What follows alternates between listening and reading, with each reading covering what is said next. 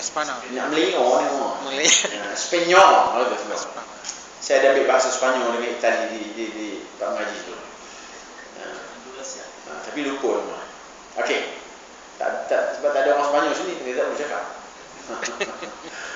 Jadi bila balik kepada orang yang membeli ladang ahli hafiz ni, jalan-jalan tepi pantai, jalan-jalan tepi sungai, ladang dia, dan didapati ada di tepi sungai itu, atau dasar sungai itu menggelip-gelip, cedok-cedok. Wah, ini diamond ke Zulian ni?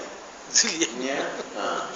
Lalu dibawa kepada pakar sejarah dia kata apa? Inilah ya, belian yang ahli hafiz cari.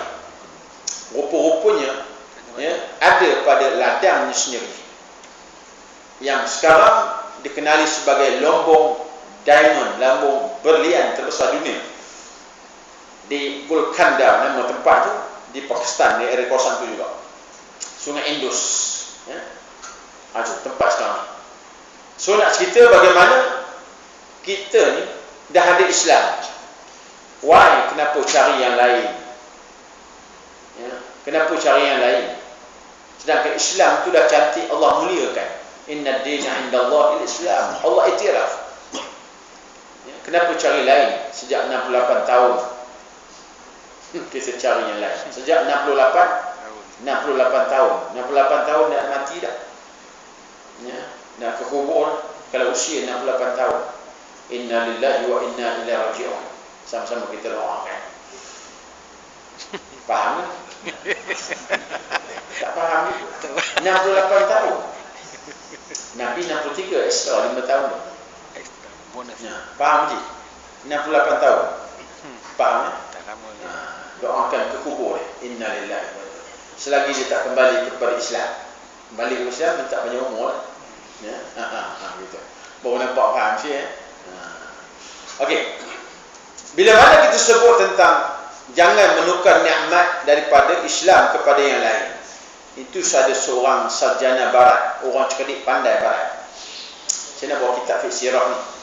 Ya, masuk mukadimah dulu tuan-tuan. Bagaimana sarjana barat dia heran, dia pelik dengan orang Islam ni. Pelik kan? Bila mana dia kata gambaran orang Islam ni sebuah kapal yang sempurna. Perjalanan dia dah elok, comel, dah lotek, dah lawa, dah perjalanan, tiba-tiba turun daripada kapal itu dan pergi ke kapal yang hampir-hampir tenggelam. Titanic, apa nama bintang kapal 370 tenggelam. Ya, dia turun naik kapal tu. Sedangkan kapal yang sempurna, Islam yang sempurna, nak cari yang lain. Kenapa ini berlaku? Ya, kerana ada seorang penasihat tadi berkaji sejarah yang mengubah kepada ahli hafiz daripada bersyukur menjadi orang yang bunuh diri di Teluk Besawana. Ini kita risau. Orang yang sama rambut dengan kita, orang yang sama bahasa dengan kita, orang yang makan sambal tumis dengan kita, terpoyak bodoh. Ini golongan yang bahaya.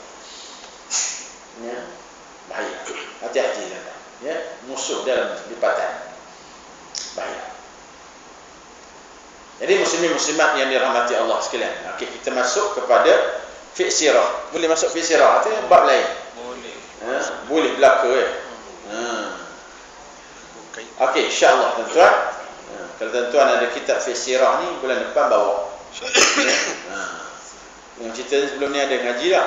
Ya, kita ngaji lah. InsyaAllah. Sebelum itu kita sedekahkan kepada pengarang kitab ni, Allah yarham Syahid Muhammad Said Ramadan Al-Buki. Al-Fatihah.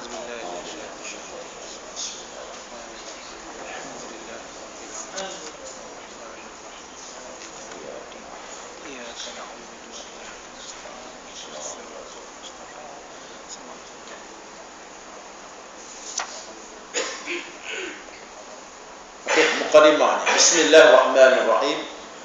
Segala puji bagi Allah Tuhan sekalian alam. Semua kitab puji Allah dulu.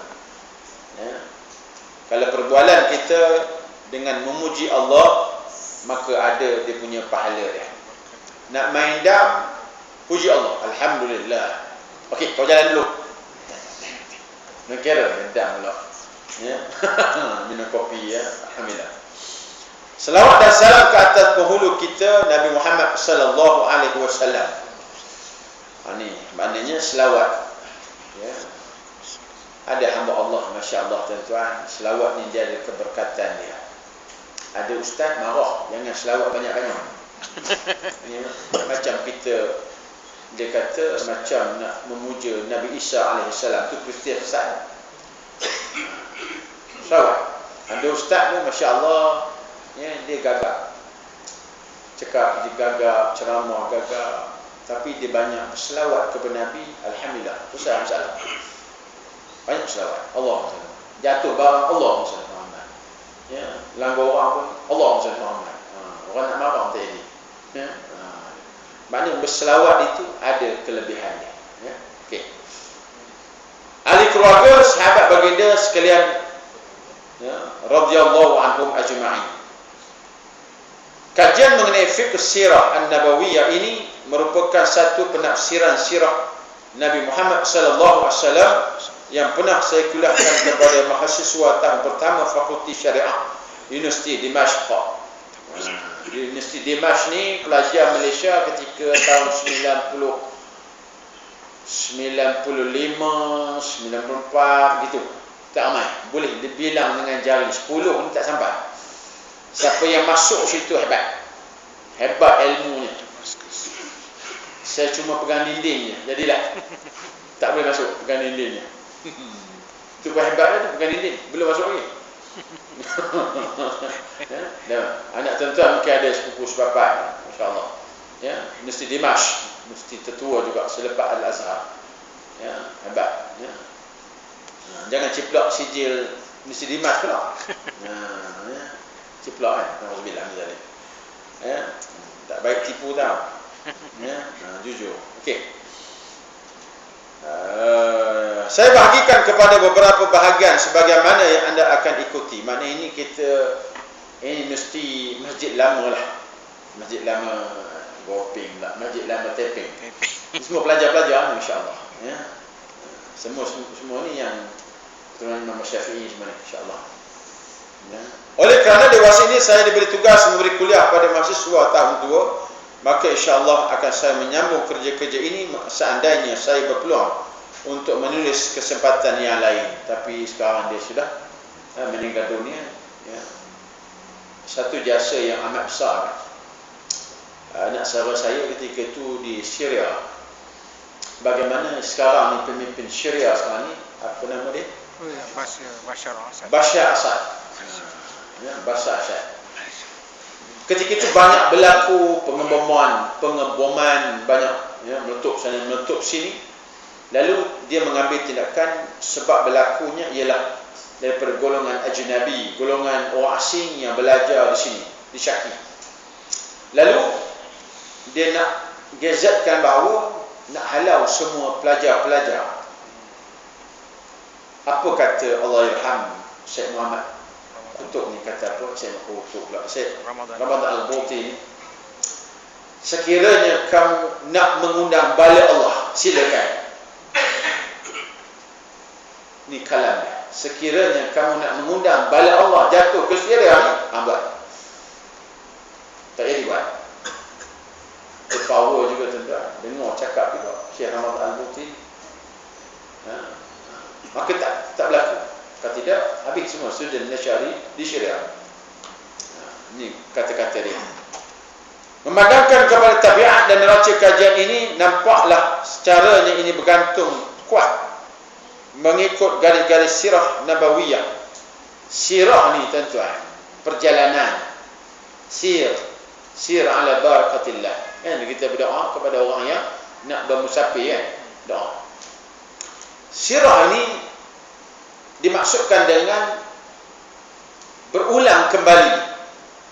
Sirah ni dikembali berulang. Dulu di Perak berlaku. Sekarang ni Terengganu. Berulang, tak lama, tak sampai 1 kurun pun. Berulang tuan-tuan. Dulu